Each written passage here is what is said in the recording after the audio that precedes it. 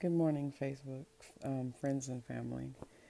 It's about 4:51 in the morning, and my phone, has been going off, and I don't know. I woke up and I felt, inspired to give a little piece of my testimony, another incident that happened to me, or I'm just gonna say a blessing that happened to me because it woke it up. Oh, it woke me up.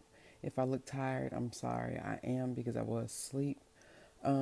What I did was because I wanted to make sure I got everything that I remembered about this situation down.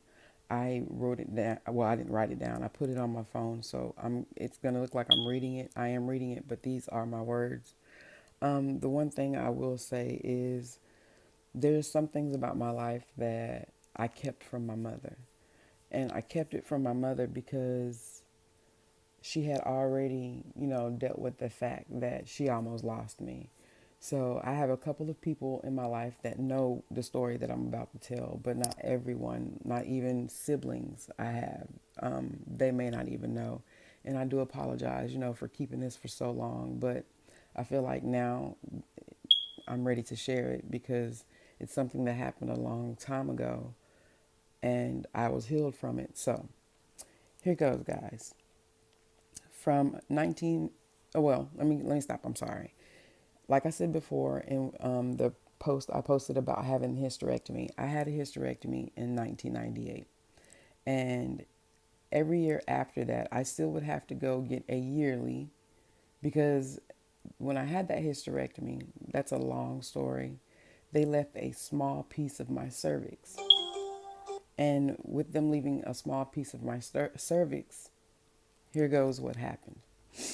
From 1998 to 2001, in Oklahoma, I would have my yearly done, and every year it would come back and show that I had cancer cells. Well, in 2001, I moved to Texas, and like I said, I kept going to my OBGYN, and every time I went to my OBGYN, the same results would come back cancer cells. So from 2001 to 2006, I would get the same exact results.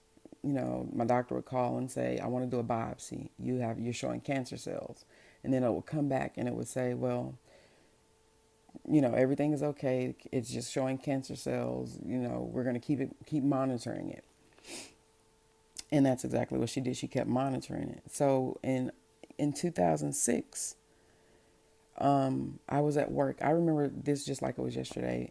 February 17th of 2006, I remember I got a call, and it was my OBGYN. And back then, you could sign a release form for them to be able to talk to you over the phone to give you your information.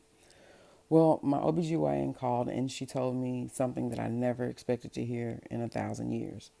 She said that my test had came back and the biopsy had came back and it came back abnormal. She said, but this time it's not showing cancer cells. It was actually showing cancer. And I don't know if I just went blank, but it's like I didn't really hear anything else that she was saying. And she kept calling my name and she kept calling my name and she kept calling my name. And finally I snapped back out of it and I was just like, okay, so you're telling me that my test results came back, you know, showing that I have cancer. And she was just like, yes, that small piece of cervix that they left inside ended up turning into cervical cancer. So by this time, I'm thinking like, okay, like I said, my faith wasn't as strong then because I was young still. But I knew I couldn't call my mom and tell my mom. All I really told her was that, I had a biopsy done that came back abnormal. I couldn't call my siblings because I knew they would have called my mom. Like I said, I had a partner at the time. I told my partner and I told a couple of friends, but I asked them to keep it, between us because I just didn't want my mother finding out because I knew how bad it would hurt. So on that day, on February 17th, like I said, my doctor called and I asked her, what, give me more details. What stage am I in? What can we do? Do I have to go through chemo? Do I have to go through radiation? What's going to happen? And she said, well, we caught it early. We caught it in stage 1 at the very beginning. She said, and what we can do is go ahead and do what we would have to call another hysterectomy to remove the remainder of your cervix. And she said, it goes through and and it's a success, there should be no chemo. You shouldn't have to go through radiation. And I asked her, how soon can we get this done? And she told me, she was like, well, I have a doctor's appointment. I'm sorry. She said, I have an opening on February 28th of that same year, 2006, which was about a week apart. So I scheduled, the surgery. Going into surgery, all I told my mom was that since it came back abnormal, my doctor wanted to go ahead and take it out. Like I said, I was doing that because I didn't want to worry my mother, but I was doing that because I had cancer. Um, so went into surgery. Like I said, I had a partner at the time, so my partner was there. Went into surgery, went through the whole surgery process. I was out of work, I think, for 6 weeks. I had to go stay with my cousin because she helped me recoup. I didn't tell her. All I told her is that I had the remaining, part of my hysterectomy done. I can't remember if I told her about the cancer or not. I don't think I did. I don't think I told my cousin, but I just told her I had a hysterectomy done. So after, my 6 weeks of healing and going back and forth to the doctor, them running tests, I finally got the phone call letting me know that radiation was not needed, chemotherapy was not needed, and that I was 100% cancer free at that time because they removed a small piece of my cervix that was left over from like 10 years before that. Um, and at that point in time, that's when my faith in God started shifting.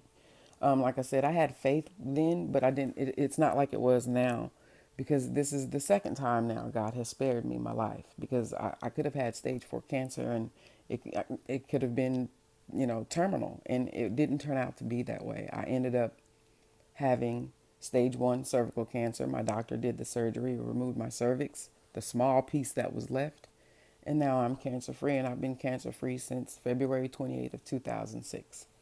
That's just a small piece of my, testimony I wanted to share with you guys because I was feeling it in my heart to tell you guys.